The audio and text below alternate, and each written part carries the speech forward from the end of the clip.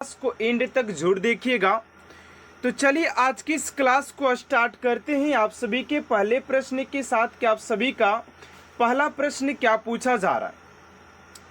अगर स्टूडेंट आप सभी को हर एक प्रश्न का अगर आंसर पता होगा तो आप सभी कमेंट बॉक्स में उसका आंसर जोड़ दीजिएगा कि सर क्वेश्चन नंबर 1 का ऑप्शन नंबर बी हो जाएगा या ऑप्शन नंबर सी हो जाएगा। जिससे क्या होगा कि आप सभी के अंदर एक कॉन्फिडेंस लेवल आएगा कि आप सभी अपने एग्जाम के प्रति, अपने सपने को साकार करने के प्रति आप लोग कितनी तैयारी कर रखे हैं। ठीक है ना। चलिए पहले प्रश्न की ओर बात करते हैं। आप सभी का पहला प्रश्न पूछा जा रहा है कि भूदान आंदोलन किसने प्रारंभ किया था। तो भूदान आंदोलन की बात करते हैं, किसने प्रारंभ किया था। तो इस क्वेश्चन का राइट आंसर हो जाएगा आप सभी का ऑप्शन नंबर सी यानी कि विनोबा भावे आप सभी का राइट आंसर हो जाएगा। चलिए अगले प्रश्न की ओर बात करते हैं स्टूडेंट। आप सभी का अगला प्रश्न है और मैं आप सभी से बार बार वादा करता हूं कि इस क्लास को आप लोग इन तक देखिएगा क्योंकि आज की क्लास आप सभी के लिए काफी ज्यादा इंपॉर्टेंट होने वाला है। दूसरा नंबर प्रश्न आप सभी से पूछा जा रहा है कि आनंद मठ के लेखक कौन है। तो आनंद मठ के लेखक की बात करते हैं स्टूडेंट कि आनंद मठ के लेखक कौन हो जाएंगे। तो राइट आंसर हो जाएगा आप सभी का Bankim Chandra Chatterjee. Option number B आप सभी का राइट आंसर हो जाएगा क्वेश्चन नंबर 2 का। चलिए अगले प्रश्न की ओर बात करते हैं। आप सभी का अगला प्रश्न है तीसरा नंबर प्रश्न यहाँ पर पूछा जा रहा है कि बंगाल की एशियाटिक सोसाइटी के प्रवर्तक कौन थे। बंगाल की एशियाटिक सोसाइटी के प्रवर्तक कौन थे। Warren Hastings, sir William Jones या जेम्स मैकिनटॉश या जेम्स प्रिंसेप। तो राइट आंसर हो जाएगा आप सभी का ऑप्शन नंबर बी यानी कि सर विलियम जोन्स हो जाएंगे। ऑप्शन नंबर बी स्टूडेंट आप सभी का राइट आंसर हो जाएगा। ठीक है ना। अगर स्टूडेंट आप सभी आरपीएफ एसआई और आरपीएफ कांस्टेबल के लिए अगर प्रीवियस इस क्वेश्चन भी लगाना चाहते हैं तो आज की इस क्लास में आप सभी बताने वाला हूं कि आप लोग कहां से जाकर के इस चैनल के ऊपर जाकर के आप सभी कहां से प्रीवियस इस क्वेश्चन को लगा पाएंगे जो कि आप सभी के एग्जाम के लिए काफी ज्यादा इंपॉर्टेंट होने वाला है। तो क्लास को आप सभी एंड तक जरूर देखिएगा। ठीक है ना। चलिए अगले प्रश्न की ओर बात करते हैं। आप सभी का अगला प्रश्न 4 नंबर यहाँ पर पूछा जा रहा है कि भारत की संविधान सभा किसके अनुसार गठित की गई थी। भारत की संविधान सभा किसके अनुसार गठित की गई है। साइमन आयोग का प्रस्ताव या कैबिनेट मिशन का योजना या माउंट बेटन योजना या क्रिप्स प्रस्ताव। तो राइट आंसर हो जाएगा आप सभी का ऑप्शन नंबर बी यानी कि कैबिनेट मिशन योजना हो जाएगा। तो ऑप्शन नंबर बी आप सभी का राइट आंसर हो जाएगा। चलिए अगले प्रश्न की ओर बात करते हैं उससे पहले आप सभी से एक छोटा सा रिक्वेस्ट है कि अभी तक आपसे मेरे चैनल को सब्सक्राइब नहीं किए और इस क्लास को लाइक नहीं किए तो प्लीज स्टूडेंट अपना सपोर्ट और प्यार जरूर दीजिएगा। ठीक है ना। क्योंकि आप सभी के प्यार और सपोर्ट से हमें मोटिवेशन मिलता है। ठीक है ना। तो अगले प्रश्न की ओर बात करते हैं। क्वेश्चन नंबर 5 आप सभी से पूछा जा रहा है कि प्रथम भारतीय नोबेल पुरस्कार विजेता कौन थे। यानी कि प्रथम भारतीय ऐसा कौन व्यक्ति थे जिन्हें कि नोबेल पुरस्कार से नवाजा गया था। तो राइट आंसर हो जाएगा आप सभी का क्वेश्चन नंबर 5 का। फटाफट आप लोग कमेंट बॉक्स में आंसर डालिएगा कि 5 का क्या आंसर हो जाएगा। तो राइट आंसर हो जाएगा आप सभी का ऑप्शन नंबर बी यानी कि रविंद्रनाथ टैगोर आप सभी का राइट आंसर हो जाएगा। चलिए अगले प्रश्न की ओर बात करते हैं। आप सभी का 6 नंबर प्रश्न यहाँ पर पूछा जा रहा है एंड स्टूडेंट आप सभी के लिए काफी इंपोर्टेंट प्रश्न आप लोग देख पा रहे हैं कि यार ऐसे ही प्रश्न आप सभी के एग्जाम में पूछे जाएंगे। बहुत सारे स्टूडेंट का डाउट हो रहा होगा कि क्या सर ऐसे प्रश्न भी एग्जाम में पूछे जाएंगे। तो मैं आप सभी को प्रीवियस इस क्वेश्चन भी दिखाना चाहूंगा कि आखिर कैसे प्रश्न पूछे जाते हैं। ठीक है ना। और इस क्लास के अंदर प्रीवियस इस क्वेश्चन के साथ साथ ऐसे मोस्ट इंपोर्टेंट क्वेश्चन भी लिया गया है। ठीक है। चलिए 6 नंबर प्रश्न की ओर बात करते कर रहे कि हमारा राष्ट्रीय गीत वंदे मातरम कहां से संकलित है। वंदे मातरम कहां से संकलित हो जाएगा। तो 6 का हो जाएगा ऑप्शन नंबर डी यानी कि आनंद मठ से लिया गया है। ऑप्शन नंबर डी स्टूडेंट आप सभी का राइट आंसर हो जाएगा।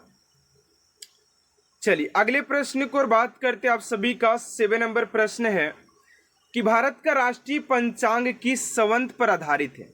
भारत का राष्ट्रीय पंचांग किस संवत पर आधारित है? तो 7 का हो जाएगा आप सभी का ऑप्शन नंबर सी, यानी कि शक संवत, ऑप्शन नंबर सी आप सभी का राइट आंसर हो जाएगा। चलिए अगले प्रश्न की ओर बात करते हैं। आप सभी का 8 नंबर प्रश्न है और इस क्लास के अंदर स्टूडेंट आप सभी के लिए 50 मोस्ट इंपोर्टेंट क्वेश्चन तो लिया गया।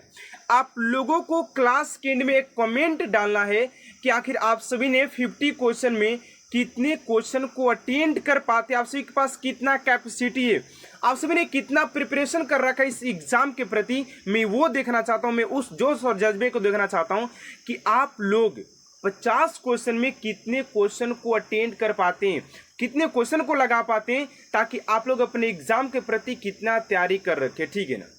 चलिए 8 नंबर प्रश्न आप सभी से पूछा जा रहा है कि दिल्ली में केंद्रीय सचिवालय के उत्तरी और दक्षिणी खंडों का वास्तुविद कौन थे? एक बार फिर से क्वेश्चन को पढ़ते हैं। दिल्ली में केंद्रीय सचिवालय के उत्तरी और दक्षिणी खंडों का वास्तुविद कौन था? तो 8 का हो जाएगा आप सभी का ऑप्शन नंबर ए, यानी कि एडवर्ड लुटियंस हो जाएगा। ऑप्शन नंबर ए स्टूडेंट आप सभी का राइट आंसर हो जाएगा।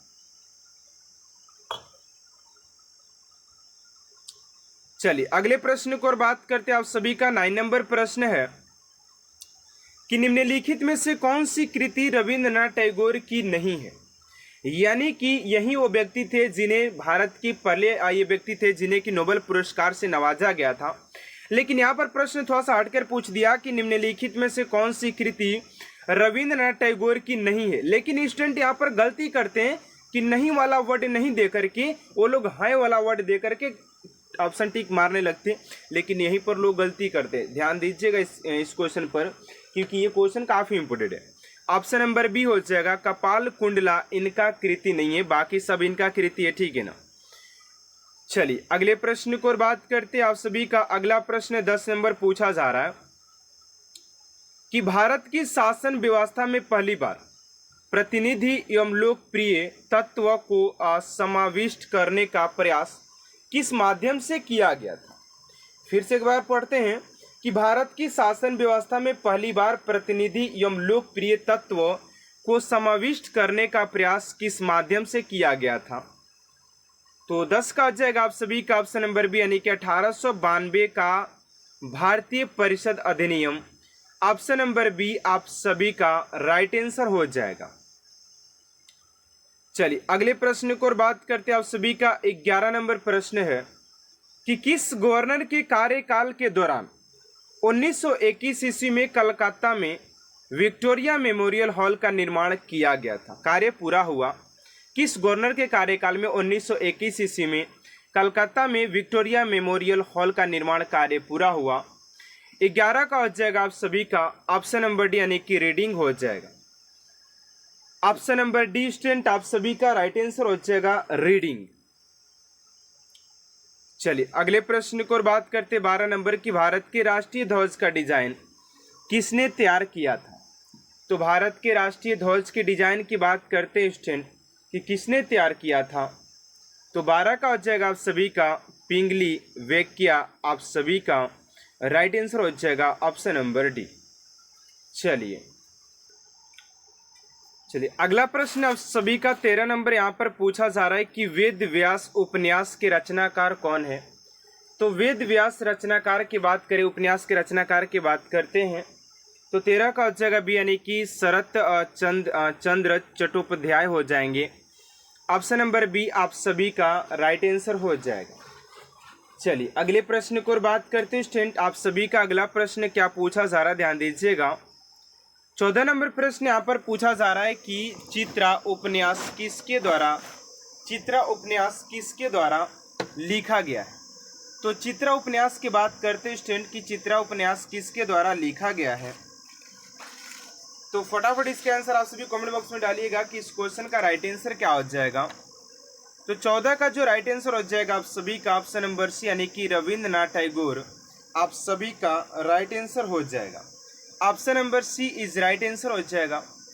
चलिए अगले प्रश्न को और बात करते हैं। आप सभी का 15 नंबर प्रश्न है कि प्रेम पचीसी के रचनाकार कौन है? प्रेम पचीसी के रचनाकार कौन है? तो ये हो जाएंगे आप सभी के Premanand. Premanand option number A आप सभी का राइट आंसर हो जाएगा। चलिए अगले प्रश्न की ओर बात करते हैं। आप सभी का 14 नंबर प्रश्न है कि विश्व इतिहास की झलक के रचयिता कौन है। विश्व इतिहास के झलक के रचयिता की बात करते हैं तो 16 का हो जाएगा आप सभी का Jawaharlal Nehru. Option number A आप सभी का राइट आंसर हो जाएगा क्वेश्चन नंबर 16 का। चलिए अगले प्रश्न की ओर बात करते हैं। आप सभी का 17 नंबर प्रश्न यहाँ पर पूछा जा रहा है कि 27 दिसंबर 1911 में पहली बार जन गण मन कहीं पर गाई गई थी। कहाँ पर गाया गया था? तो 17 का राइट आंसर हो जाएगा आप सभी का ऑप्शन नंबर सी यानी कि कोलकाता में गाया गया था।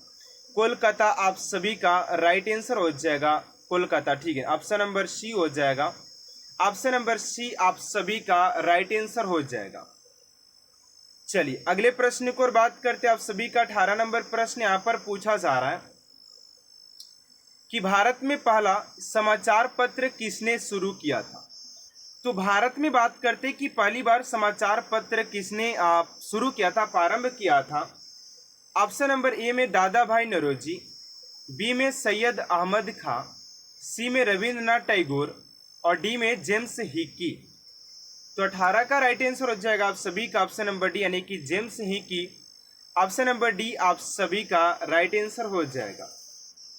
चलिए अगले प्रश्न की ओर बात करते हैं। आप सभी का 19 नंबर प्रश्न यहाँ पर पूछा जा रहा है, ध्यान दीजिएगा। कहा जा रहा है कि द व्हील्स ऑफ हिस्ट्री नामक पुस्तक के लेखक कौन है। द व्हील्स ऑफ हिस्ट्री नामक पुस्तक के लेखक कौन है। तो 19 का हो जाएगा आप सभी का ऑप्शन नंबर बी यानी कि Ram Manohar Lohia. Ram Manohar Lohia option number B आप सभी का राइट आंसर हो जाएगा क्वेश्चन नंबर 19 का। चलिए अगले प्रश्न की ओर बात करते हैं। आप सभी का 20 नंबर प्रश्न यहाँ पर पूछा जा रहा है कि पोस्ट ऑफिस के लेखक कौन है। देखिए आप लोगों के जो बार बार यहाँ पर क्वेश्चन आ रहा है कि लेखक कौन है, रचयिता कौन है, उपन्यास के रचयिता कौन है, तो मैं आप सभी को बता दूं कि आप सभी के एग्जाम में 1 से 2 प्रश्न ऐसे पूछे जाते हैं जो कि लेखक और बुक से संबंधित पूछे जाते हैं।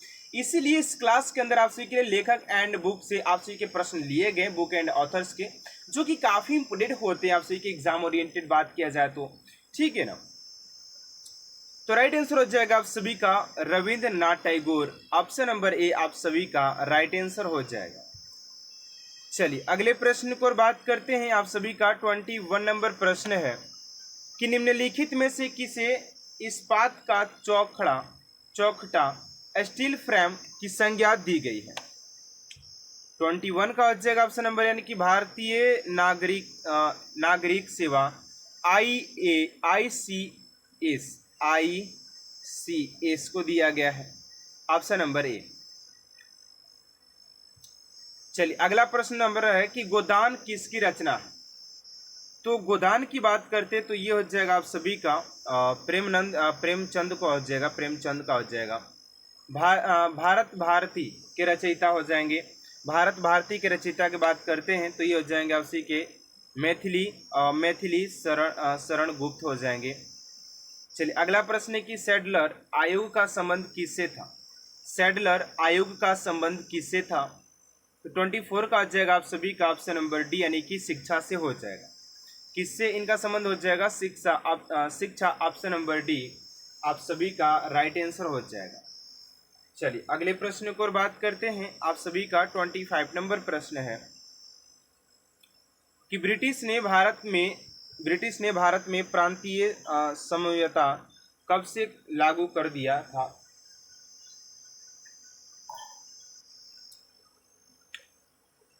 ऑप्शन नंबर डी भारत सरकार अधिनियम 1935 के तहत किया गया था। चलिए अगला प्रश्न 26 नंबर की खिलाफत आंदोलन का प्रारंभ किया था। तो खिलाफत आंदोलन के प्रारंभ किसने किया था। तो 26 का आ जाएगा आप सभी का ऑप्शन नंबर डी यानी कि अली बंधुओं ने किया था। अली बंधुओं ने ऑप्शन नंबर डी आप सभी का राइट आंसर हो जाएगा। चलिए अगला प्रश्न है कि भारत में सिविल सेवा का सूत्रपात किसने किया। भारत में सिविल सेवा का सूत्रपात किसने किया। 27 का हो जाएगा ऑप्शन नंबर डी, यानी कि लॉर्ड कॉर्नवालिस ने किया था, ऑप्शन नंबर डी। चलिए अगला प्रश्न है, अगले प्रश्न को बात करते हैं कि अमृत बाजार पत्रिका किसकी स्थापना है। 28 का हो जाएगा ऑप्शन नंबर डी, यानी कि शिशिर कुमार घोष हो जाएंगे, option number D, Shishir Kumar Ghosh. चलिए अगला प्रश्न है कि निम्न अखबारों में कौन सा मुख्यतः उदारवादियों की नीतियों का प्रचारक था। तो 29 का हो जाएगा ऑप्शन नंबर बी, यानी कि लीडर, ऑप्शन नंबर बी आप सभी का राइट आंसर हो जाएगा लीडर। चलिए अगले प्रश्न को बात करते हैं। 30 नंबर प्रश्न की झंडा गीत किसने लिखा है। तो झंडा गीत की बात करते हैं किसने लिखा है, तो ये हो जाएंगे आप सभी के श्यामलाल गुप्त पर हो जाएंगे दर। अगला प्रश्न है कि नागरिक सेवाओं के लिए प्रतियोगी परीक्षा प्रणाली को सिद्धांततः स्वीकार किया गया, सिविल सर्विस की बात किया जाए तो कितने में स्वीकार किया गया था।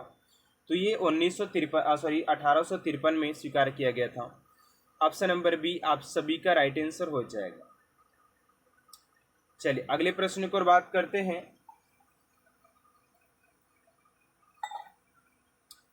कह रहे कि किस अधिनियम के तहत लॉर्ड कॉर्नवालिस को अपनी काउंसिल के फैसले को रद्द करने का अधिकार मिला था। तो यह जाएगा आप सभी का 1786 का एक्ट में मिला था, ठीक है ना, ऑप्शन नंबर बी आप सभी का राइट आंसर हो जाएगा। चलिए अगले प्रश्न को बात करते हैं। 33 नंबर प्रश्न है कि उपन्यास दुर्गेश नंदिनी के लेखक कौन है।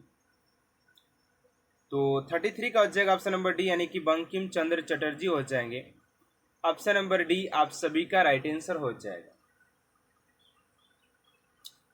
चलिए अगले प्रश्न को बात करते हैं। आप सभी का 34 नंबर प्रश्न है कि भारतीय राजनीति में 1947 के बाद किस महिला ने सर्वाधिक योगदान दिया। भारतीय राजनीति में 1947 के बाद किस महिला ने सर्वाधिक योगदान दिया। तो 34 का हो जाएगा आप सभी का ऑप्शन नंबर ए, यानी कि अरुणा आसफ अली हो जाएंगे, Aruna Asaf Ali, option number A आप सभी का राइट आंसर हो जाएगा। चलिए अगले प्रश्न को और बात करते 35 नंबर प्रश्न की वंदे मातरम गीत लिखा था। वंदे मातरम गीत किसने लिखा था। तो 35 का हो जाएगा आप सभी का सी, यानी कि बंकिम चंद्र चटर्जी, ऑप्शन नंबर सी। अगला प्रश्न किस वर्ष उड़ीसा बिहार से पृथक हुआ था। तो 36 का हो जाएगा आप सभी का ऑप्शन नंबर सी, यानी कि 1936 में। तो ऑप्शन नंबर सी आप सभी का राइट आंसर हो जाएगा क्वेश्चन नंबर 36 का। चलिए अगले प्रश्न को बात करते हैं। आप सभी का अगला प्रश्न क्या, ध्यान दीजिएगा। 37 नंबर क्या पूछा जा रहा है। करें कि 1878 का कार्नोक्यूलर प्रेस एक्ट किसने रद्द किया। तो 37 का हो जाएगा लॉर्ड रिपन ने किया था, option number A Lord Ripon. चलिए अगले प्रश्न को बात करते 38 नंबर की अमेरिका में फ्री हिंदुस्तान अखबार किसने शुरू किया। अमेरिका में फ्री हिंदुस्तान अखबार किसने शुरू किया था। तो 38 का हो जाएगा आप सभी का ऑप्शन नंबर डी, यानी कि तारकनाथ दास हो जाएंगे, तारकनाथ दास, ऑप्शन नंबर डी आप सभी का राइट आंसर हो जाएगा। चलिए अगला प्रश्न है कि इंडिया अनरेस्ट का लेखक कौन था। इंडिया अनरेस्ट के लेखक की बात करते हैं तो 39 का हो जाएगा ऑप्शन नंबर डी, यानी कि वेलेंटाइन सिरोल हो जाएगा, ऑप्शन नंबर डी। चलिए अगले प्रश्न को बात करते हैं। 40 नंबर प्रश्न की स्वदेशी वाहिनी के संपादक।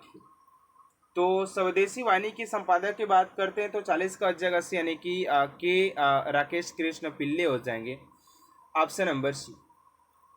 चलिए अगला प्रश्न आप सभी का 41 नंबर की निम्नलिखित में से किस भाषा में द इंडिया ओपिनियन पत्र नहीं छपा था। तो 41 का हो जाएगा आप सभी का ऑप्शन नंबर सी, यानी कि तमिल में, ऑप्शन नंबर सी तमिल। चलिए अगले प्रश्न को बात करते हैं। इंटर कमीशन की रिपोर्ट में किसने विकास पर विशेष जोर दिया था। तो 42 का हो जाएगा आप सभी का ऑप्शन नंबर सी, यानी कि प्राथमिक शिक्षा, ऑप्शन नंबर सी। चलिए अगले प्रश्न को बात करते हैं 43 नंबर की किस एक्ट के दौरान भारत के गवर्नर जनरल को अध्यादेश जारी करने की शक्ति प्रदान की गई थी। 43 का हो जाएगा ऑप्शन नंबर बी, यानी कि इंडिया काउंसिल एक्ट 1861 हो जाएगा। अगला प्रश्न है कि निम्न में से किसने सर्वप्रथम प्रेस सेसरशिप लागू किया था? 44 का जगह ऑप्शन नंबर ए यानी कि वेलेंसली ऑप्शन नंबर ए।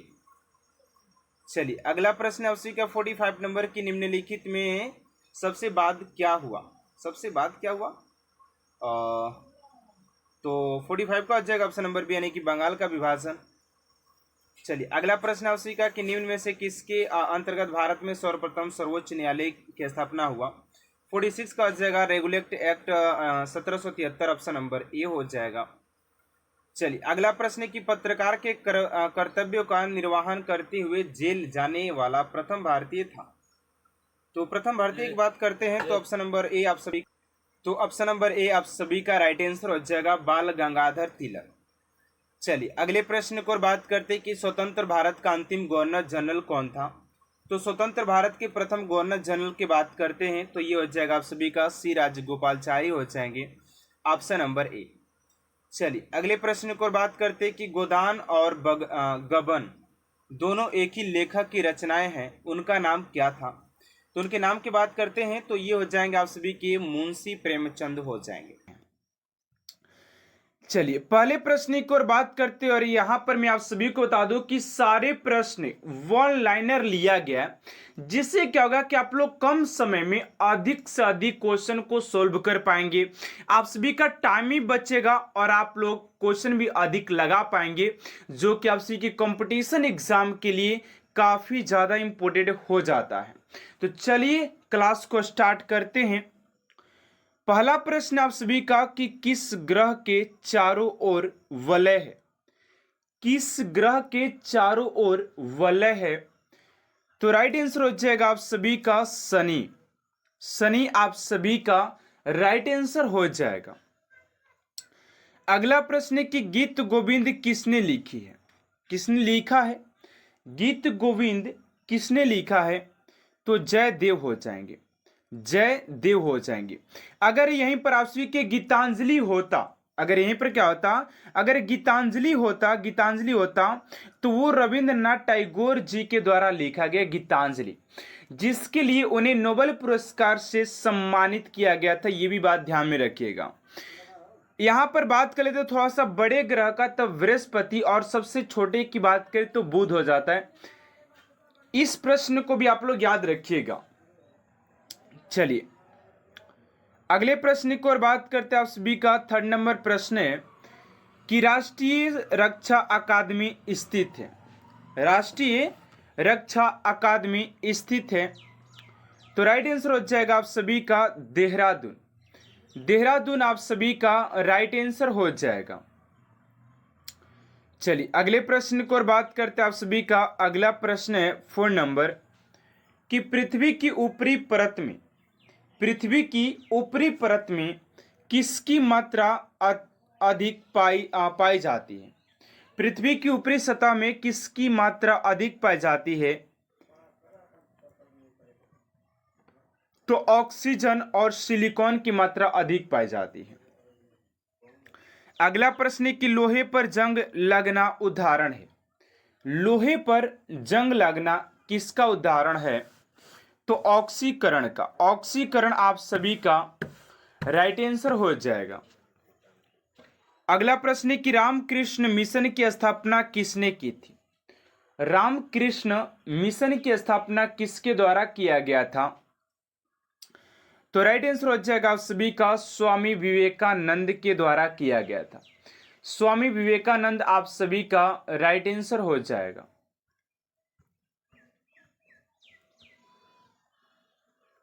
चलिए अगले प्रश्न की ओर बात करते हैं 4 नंबर कि भारत की पहली बोलती फिल्म कौन सी थी? भारत की पहली बोलती फिल्म कौन सी थी? तो आलम आरा हो जाएगा। आलम आरा आप सभी का राइट आंसर हो जाएगा। अगला प्रश्न है कि विश्व का सबसे बड़ा शहर कौन सा है? विश्व का सबसे बड़ा शहर कौन सा है? तो न्यूयॉर्क अमेरिका आप सभी का राइट आंसर हो जाएगा। अगला प्रश्न है कि भारत में सबसे बड़ी मस्जिद कौन सी है? भारत में सबसे बड़ी मस्जिद कौन सी है? तो जमा मस्जिद हो जाएगा, जो कि आप सभी के दिल्ली में स्थित हो जाएगा। देखिए यहाँ पर अभी बहुत स्टूडेंट को लग रहा है कि सर क्या ऐसे प्रश्न भी एग्जाम में आएंगे। तो यार आप सभी के अगर एग्जाम में ऐसे भी प्रश्न अगर पूछ लिया जाए तो शायद ऐसे प्रश्न भी ना आए। तो आप लोगों के लिए जो भी प्रश्न कराया जाना आप सभी के लिए काफी ज्यादा इंपॉर्टेंट है। आप लोग जो प्रश्न आ रहा है और जो नहीं आ रहा है आप सभी को उसका भी रिवीजन करना है।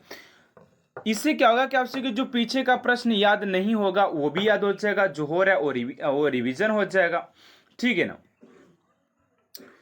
चलिए अगले प्रश्न की ओर बात करते हैं 10 नंबर कि क्षेत्रफल की दृष्टि से भारत का विश्व में कौन सा स्थान है।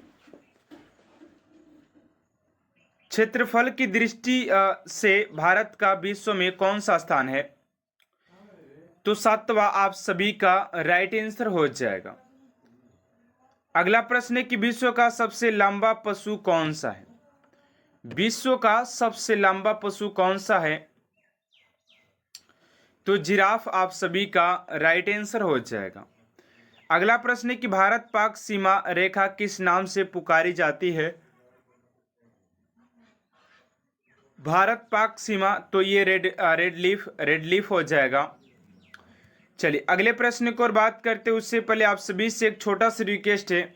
स्टूडेंट अभी तक आपने चैनल को सब्सक्राइब नहीं किए हैं तो प्लीज स्टूडेंट चैनल को सब्सक्राइब कर साथ साथ बेल आइकन को प्रेस कर दीजिएगा, क्योंकि ऐसा मोस्ट इंपोर्टेंट क्लास स्टूडेंट आप तक सबसे जल्द पहुंचते रहे।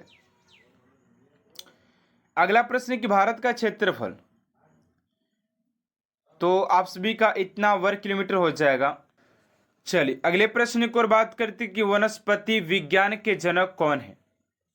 वनस्पति विज्ञान के जनक की बात करते तो थियो फ्रिस्टर हो जाएंगे। दिल्ली में लाल किला के मोहम्मद शाहजहां ने बनवाया था।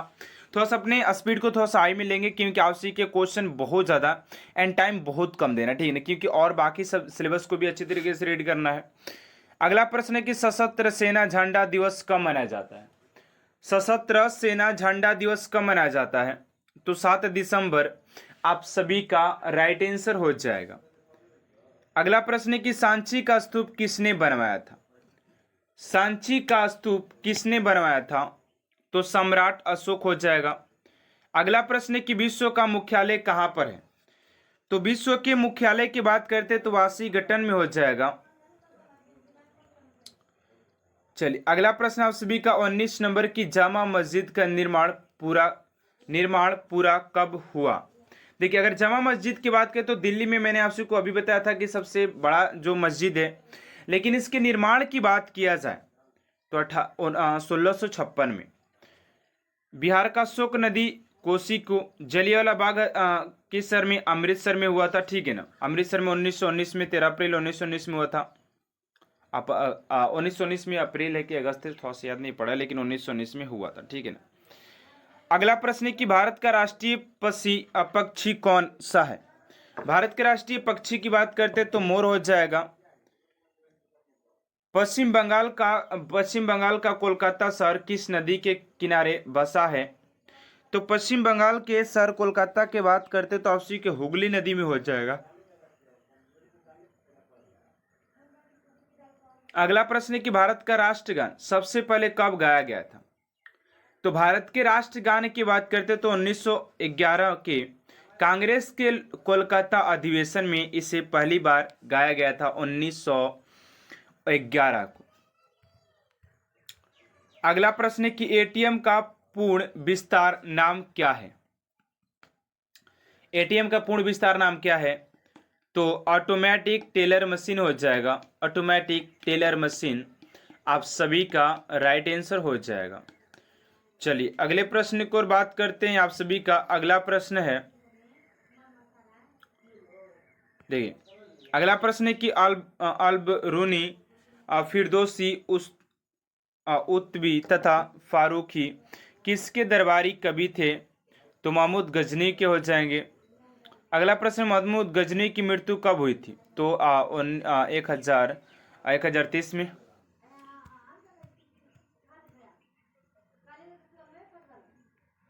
अगला प्रश्न, दामोदर नदी का उद्गम किस स्थान से होता है। तो छोटा नागपुर का पठार। पटना का प्राचीनतम नाम तो पाटलिपुत्र। भारतवर्ष सबसे प्राचीनतम नगर है तो मोहनजोदड़ो। चलिए अगले प्रश्न की ओर बात करते हैं। आप सभी का 31 नंबर है कि कौन 4 वर्ष तक अकबर का संरक्षक रहा? तो बैरम खान। पंडित रविशंकर का संबंध किस वाद्य यंत्र से? तो सितारा से। न्यूटन की खोज आपसे कि जेम्स चैडविन ने किया था। जेम्स चैडविन ने किया था। जेम्स फोर्ड का जो चिकित्सा शास्त्र का जनक किसे कहा जाता? तो हिपोक्रेटिस को।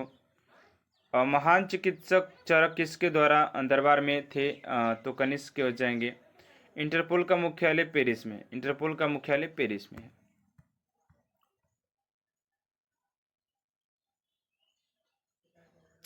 अगला प्रश्न है कि सिख धर्म के संस्थापक कौन थे? तो गुरु नानक देव। रायसेन किसके दरबार में गणितज्ञ था? तो अकबर के दरबार में। इब्राहिम लोदी का विकास हुआ था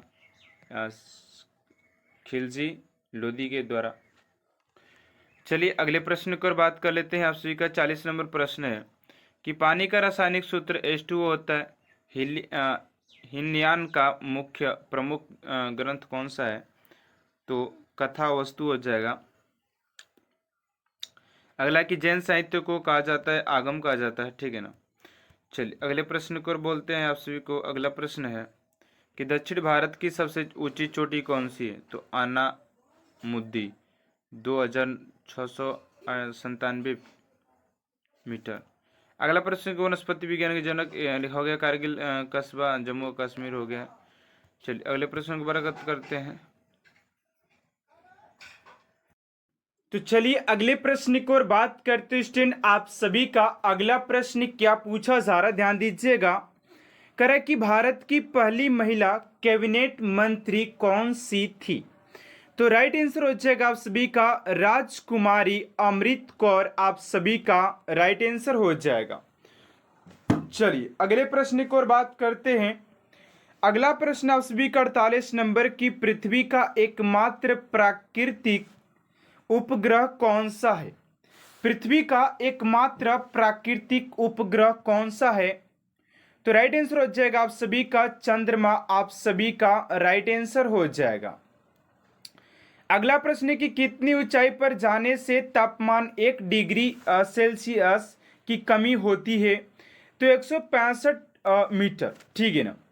चलिए अगले प्रश्न की ओर बात करते हैं। आप सभी का अगला प्रश्न है कि सिरके में कौन सा एसिड पाया जाता है? सिरके में कौन सा एसिड पाया जाता है? तो एसिटिक एसिड पाया जाता है। अगला प्रश्न है कि विश्व में सबसे ज्यादा सीमा रेखा वाला देश कौन सा है? विश्व में सबसे ज्यादा सीमा रेखा वाला देश कौन सा है? तो राइट आंसर हो जाएगा आप सभी का चीन हो जाएगा। अगला प्रश्न है कि विश्व में सबसे लंबी सीमा रेखा वाला देश कौन सा है? तो कनाडा हो जाएगा, ठीक है ना। सबसे लंबी बात किया जा रहा है यहाँ पर, ठीक है, ध्यान दीजिएगा। चलिए अगले प्रश्न की ओर बात करते हैं। आप सभी का 53 नंबर प्रश्न है कि रुपए की शुरुआत किस शासक ने किया था? रुपए का शुरुआत किस शासक ने किया था? तो शेरशाह सूरी के द्वारा रुपए का शुरुआत किया गया था। अगला प्रश्न है कि डाक प्रथा का प्रचलन किसने शुरू किया था? डाक प्रथा का प्रचलन किसने शुरू किया था? तो शेरशाह सूरी। आप सभी का राइट आंसर हो जाएगा। अगला प्रश्न है कि रामचरितमानस किसने लिखी है? रामचरितमानस किसने लिखी है? तो राइट आंसर हो जाएगा आप सभी का तुलसीदास इज राइट आंसर हो जाएगा क्वेश्चन नंबर 55 का। चलिए अगले प्रश्न की ओर बात करते हैं। आप सभी का अगला प्रश्न है कि राष्ट्रपति लोकसभा में कितने सदस्य मनोनीत कर सकता है? राष्ट्रपति लोकसभा में कितने सदस्य मनोनीत कर सकता है? तो 2 सदस्य को मनोनीत कर सकता है। अगला प्रश्न है कि मनुष्य के रुधिर का पीएच मान होता है? तो 7.4 होता है। संग्राही सर्वग्राही रक्त समूह कौन सा है? तो ए बी हो जाएगा। चलिए अगले प्रश्न की ओर बात करते हैं। आप सभी का अगला प्रश्न है कि असहयोग आंदोलन किस वर्ष शुरू हुआ था? तो असहयोग आंदोलन की बात करते हैं तो आप सभी की 1920 में शुरू हुआ था। अगला प्रश्न है कि सबसे छोटी कोशिका होती है, तो सबसे छोटी कोशिका की बात करते तो माइक्रोप्लाज्मा हो जाएगा। अगला प्रश्न है कि संसार का सबसे ऊंचा जलप्रपात कौन सा है, तो संसार के सबसे ऊंचे जलप्रपात की बात करते तो एंजिल हो जाएगा, जो कि वेनेजुएला में हो जाएगा। चलिए अगले प्रश्न की ओर बात करते 62 नंबर कि हुगली नदी की किस सहायक नदी को पश्चिम बंगाल का शोक कहते हैं, तो दामोदर नदी को कहा जाता है। अकबर कौन सा वाद्य यंत्र बजाते थे, तो नगाड़ा। अगला प्रश्न है कि वयस्क मनुष्य की कोशिकाओं की संख्या कितनी होती है, तो वयस्क मनुष्य के कोशिकाओं की संख्या की बात करें कशेरुकाओं की संख्या, ठीक है ना, तो 33 हो जाएगा। चलिए अगले प्रश्न की ओर बात करते कर रहे कि किस वैज्ञानिक ने प्रोटॉन की खोज किया, किस वैज्ञानिक ने प्रोटॉन की खोज किया, तो गोल्ड स्टीन ने किया था। अमीर खुसरो का असली नाम क्या था, अमीर खुसरो का असली नाम मोहम्मद हसन था। अगला प्रश्न है कि चिकित्सा शास्त्र का जनक किसे कहा जाता है, तो चिकित्सा शास्त्र के जनक की बात करें तो हिप्पोक्रेटस को कहा जाता है। चलिए अगला प्रश्न आप सभी का कि किस स्थान का मानक समय निर्धारित करने का आधार होता है, तो प्रधान मध्याह्न रेखा। अगला प्रश्न है जापान पर परमाणु बम कब गिराया गया था, तो बात करते हैं कि जापान पर परमाणु बम कब गिराया गया था, तो 1945 में। विश्व का प्रथम युद्ध कब लड़ा गया, तो 1914 से 1918 तक।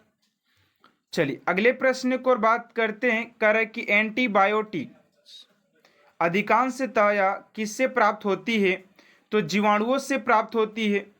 अगला प्रश्न है कि भारत की स्वतंत्रता के समय कांग्रेस अध्यक्ष कौन थे, तो जेपी कृपलानी हो जाएंगे। जेपी कृपलानी आप सभी का राइट आंसर हो जाएगा। अगला प्रश्न, भारत में मेट्रो पुरुष कौन कहलाते हैं, तो श्रीधरन कहलाते हैं, ठीक है ना।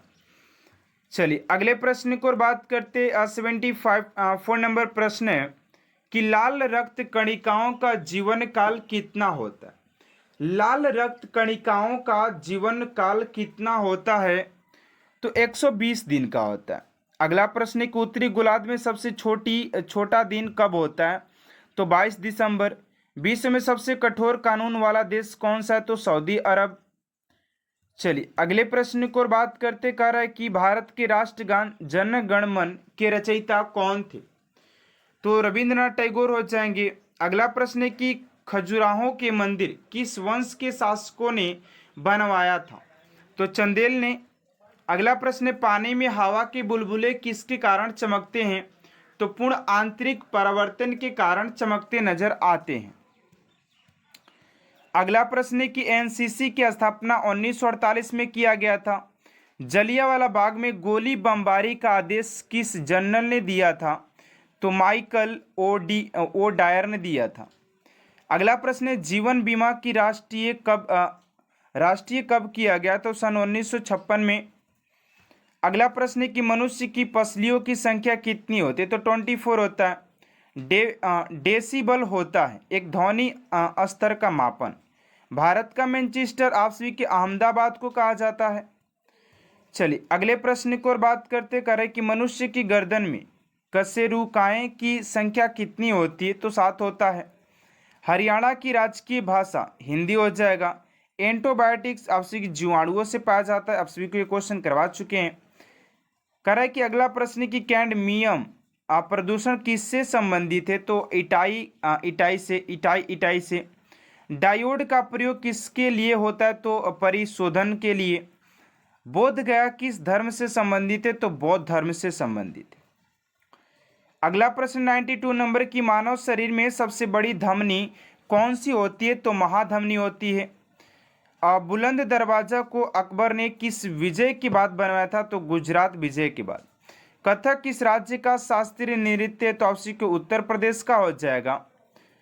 अगला प्रश्न है, किस जानवर को रेगिस्तान का जहाज कहा जाता है? तो ऊंट को। हरियाणा का राजकीय पेड़ का नाम क्या है? तो पीपल हो जाएगा। विश्व का सबसे ठंडा स्थल? ओस्तोक, अंटार्कटिका। अगला प्रश्न, उच्च न्यायालय के मुख्य न्यायाधीश की नियुक्ति कौन करता है? तो राष्ट्रपति। सारिफा की फसल कौन सी महीने में काटी जाती है? तो नवंबर से प्रारंभ होती है। अगला प्रश्न, क्यूबा की राजधानी हवाना हो जाएगा।